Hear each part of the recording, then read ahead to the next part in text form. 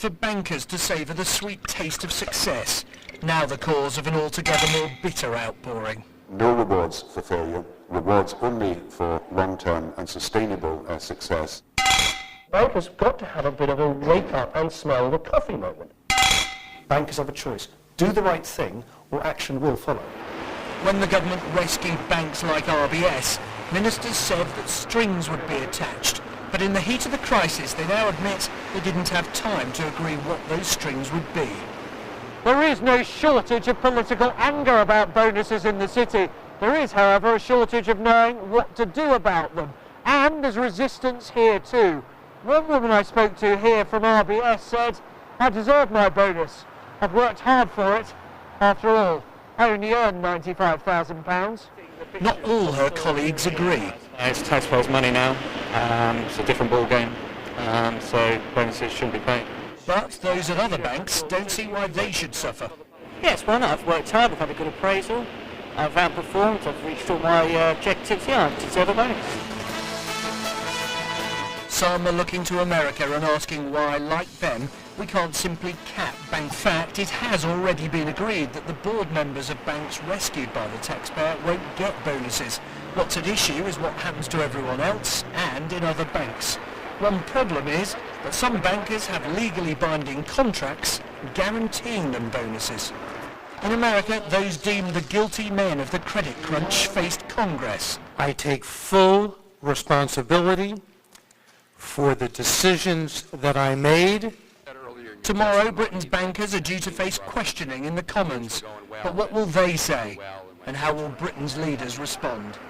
Nick Robinson, BBC News, in the City of London. Well, as the row about City Pay continued, Barclays revealed that the bonuses of its investment bankers are falling on average by more than a half.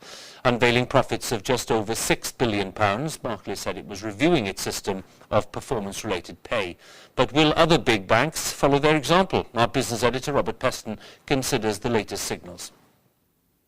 This was the champagne spraying season long ago and far away, when our banks actually made profits for bankers celebrating their bumper bonuses.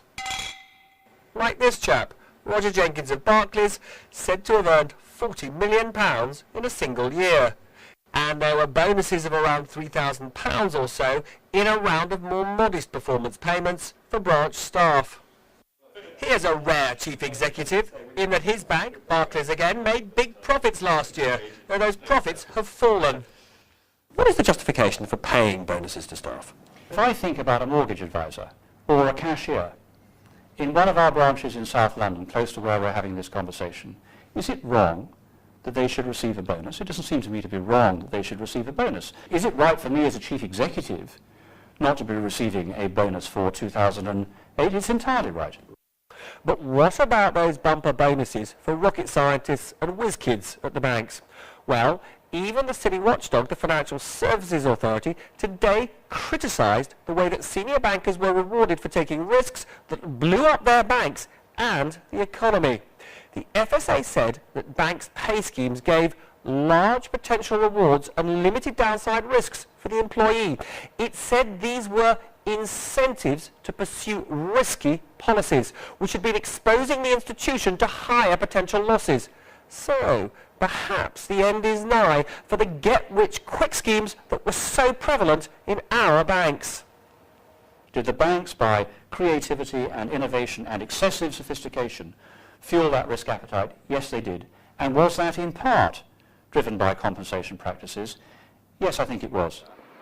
But few banks would be alive if we, taxpayers, hadn't given them life support in recent months, which is why some would say there should be no bonuses at all.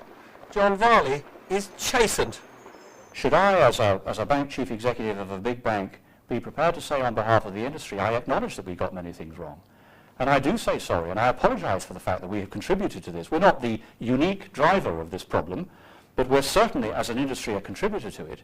And perhaps a few bankers will give their bonuses back, though probably not in this life. Robert Peston, BBC News.